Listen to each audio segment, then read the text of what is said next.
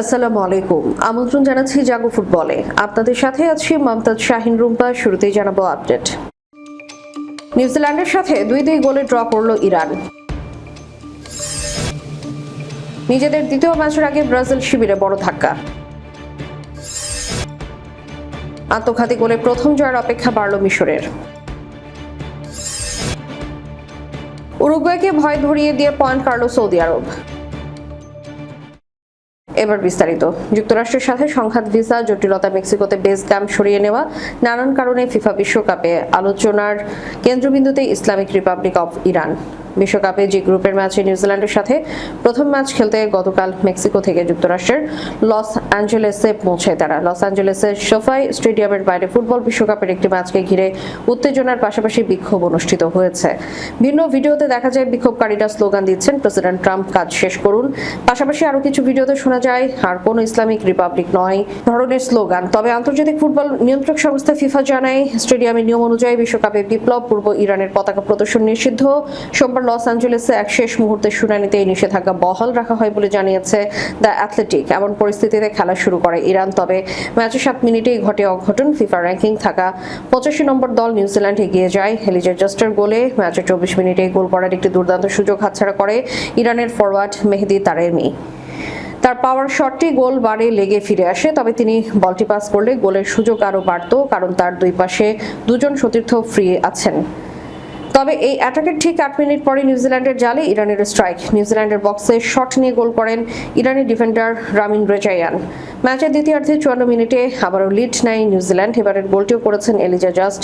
তবে এই লিড বেশিক্ষণ ধরে রাখতে পারেনি নিউজিল্যান্ড। 10 মিনিটের মধ্যে ম্যাচের সমতায় ফিরে ইরান। ম্যাচে 64 মিনিটে রাইট সাইড দিয়ে রামিন রেজাইনের বাড়ানো বলে মোহাম্মদ মহেবি জোরালো হেডে বল জালের জড়ান। এরপর আর কোনো গোল না হওয়ায় 2-2 গোলের ড্র নিয়ে মাঠ ছাড়ে দুদল।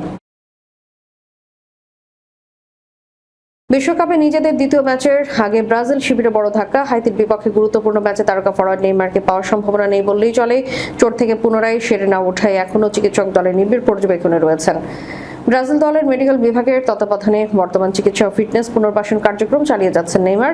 তবে এখনও তিনি পুনরুদ্ধারের পরবর্তী ধাপ অর্থাৎ মাঠে ফেরার প্রস্তুতির ট্রানজিশন পর্যায়ে প্রবেশ করতে পারেনি।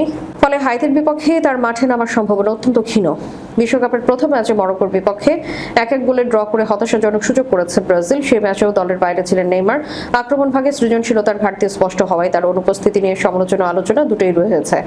এমন পরিস্থিতিতে হাইতির বিপক্ষে ম্যাচটি ব্রাজিলের জন্য অনেক গুরুত্বপূর্ণ। গ্রুপ পর্বে নিজেদের অবস্থান শক্ত করতে জয় ছাড়া আর কিছু ভাবছে না 5বারের বিশ্ব চ্যাম্পিয়নরা। কিন্তু দলের সবচেয়ে অভিজ্ঞ ও প্রভাবশালী খেলোয়াড়দের একজনকে ছাড়া সেই লক্ষ্য অর্জন সহজ হবে না। ম্যাচে 65 মিনিট পর্যন্ত 1-0 গোলে এগিয়ে ছিল মিশর, কিন্তু পরের মিনিটে কি হলো কে জানে। রোমেলু লুকাকুর বদলি হয়ে নামার প্রভাব বলতে পারেন কেউ কেউ। বেলজিয়াম তারকা নামার 23 সেকেন্ডের মধ্যে আত্মঘাতী গোল করে বসে মিশর। শেষ পর্যন্ত মোহাম্মদ হানির আত্মঘাতী এই গোলেই বিশ্বকাপে প্রথম জয় হাতছাড়া হয় আফ্রিকার দলটির। ইউরোপের অন্যতম শক্তিশালী দল বেলজিয়ামের বিপক্ষে 1-1 গোলের এই ড্রয়ে মিশরের জয় না পাওয়ার আক্ষেপ হবে। প্রথমার্ধ ছন্দ খুঁজে পেতে হিমশিম খেয়েছে বেলজিয়াম। সেই সুযোগে 20 গজ দূর থেকে দুর্দান্ত এক শটে মিশরকে এগিয়ে দেন মিডফিল্ডার ইমাম আশুর। গোলটির পেছনে ভূমিকা ছিল 34তম জন্মদিনে মাঠে নামা মোহাম্মদ সালার দারুণ এক পাসের। বিরতির আগে বাকি সময়েও খুব একটা সুবিধা করতে পারেনি বেলজিয়াম। বিরতির পর বদলে যায় ম্যাচের চিত্র। আক্রমণের তীব্রতা বাড়ায় বেলজিয়াম।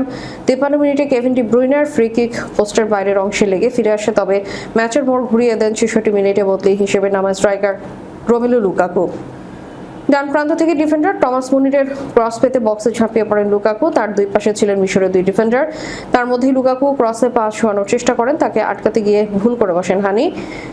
অতএব আত্মঘাতী গোল। ম্যাচ জুড়ে মিশরকে দেখা গেছে বেশ সংগঠিত ও আত্মবিশ্বাসী। আগের মতো বিস্ফোরক না হলেও সালাকে ঘিরে দলের খেলোয়াড়রা নিজেদের দায়িত্ব ঠিকঠাক পালন করেছেন। রক্ষণ থেকে আক্রমণ সব বিভাগেই ছিল শৃঙ্খলার ছাপ। তবে এরপরও আক্ষেপের সঙ্গী হলো মিশরের। আফ্রিকা মহাদেশের অন্য কোনো দল বিশ্বকাপে মিশরের মতো একটি ম্যাচও না জিতে এত বেশি ম্যাচ খেলেনি। জি গ্রুপে ড্রয়ে দুই দলই 1 পয়েন্ট করে পেল। ফলে আজ ভোর 7টায় শুরু হতে যাওয়া ইরান ও নিউজিল্যান্ডের ম্যাচে যে দল জিতবে তারাই উঠবে জি গ্রুপের শীর্ষে। আগামী রোববার লস অ্যাঞ্জেলেসে ইরানের মুখোমুখি হবে বেলজিয়াম, আর ভ্যাঙ্কুভারে নিউজিল্যান্ডের বিপক্ষে খেলবে মিশর।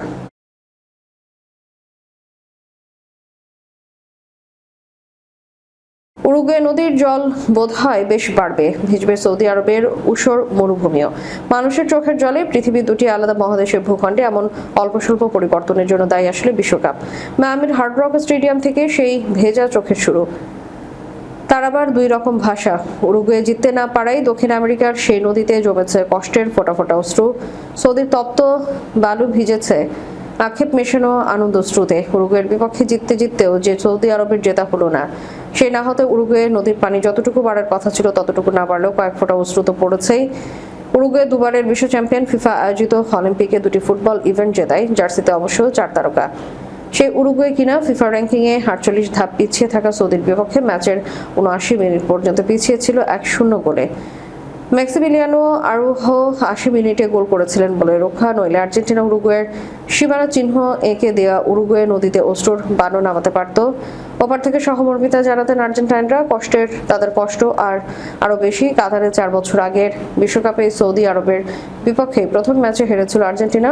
উরুগুয়ের কষ্ট সে তুলনায় একটু কম, অন্তত 1-1 গোলে ড্রয় পয়েন্ট নিয়ে বিশ্বকাপটা শুরু করতে পারলো। বিশ্বকাপে এই রাতটাই ছিল কেমন ভয় ধরানো। প্রথমে তুল ফেভারিট স্পেনকে গোলশূন্য ব্যবধানে রুখে দিল নবাগত কেপ ভার্দে।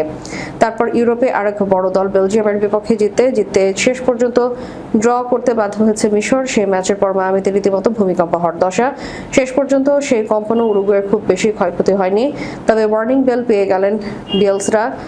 আদা জল খেয়ে সৌদির বক্সের ভেতরে পড়ে মুহুর্মুহু আক্রমণে ভেলভার্দের অর্জন মাত্র একটি গোল। বিয়েলসার আক্রমণ ভাগের খুব বেশি দোষারোপের সুযোগও নেই অবশ্য। সৌদির গোলকিপার মোহাম্মদ আলওয়াইস 9টি সেভ করেন।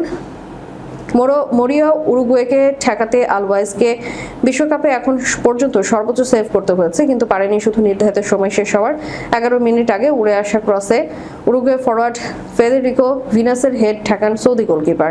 ফেলতে পারে আরোহোর বাঁ পায়ের শট ঠেকানো তার পক্ষে সম্ভব ছিল না। মাঠের অন্য প্রান্তে উরুগুয়ের 40 বছর বয়সী গোলকিপার ফার্নান্দো মুসেলারাকে পরীক্ষা দিতে হয়নি। দুটি দারুণ সেভ করতে হয় মুসেলারাকে, কিন্তু 41 মিনিটে সৌদি ডিফেন্ডার আব্দুলিয়াহাল আল আমিরির শট জবাব ছিল না তার কাছে। কর্নার থেকে হাসান আল তাম্পারকে হেড ঠেকান মুসলেরা। ফিরতি বলে আল আমরির শট পৌঁছেছে জালে। দুটি গোল হয়েছে গোলকিপার ঠেকানোর পর ফিরতি বলে। শেষ করার পূর্বে সংবাদ শিরোনামগুলো জানাবো আরো একবার। নিউজিল্যান্ডের সাথে 2-2 গোলে ড্র করল ইরান। নিজেদের দ্বিতীয় ম্যাচের আগে ব্রাজিল শিবিরে বড় ধাক্কা। আত্মঘাতী গোলে প্রথম জয়ের অপেক্ষা বাড়ল মিশরের। উরুগুয়েকে ভয় ধরিয়ে দিয়ে পয়েন্ট কাড়ল সৌদি আরব। এতক্ষণ আমাদের সাথে থাকার জন্য ধন্যবাদ। আল্লাহ হাফেজ।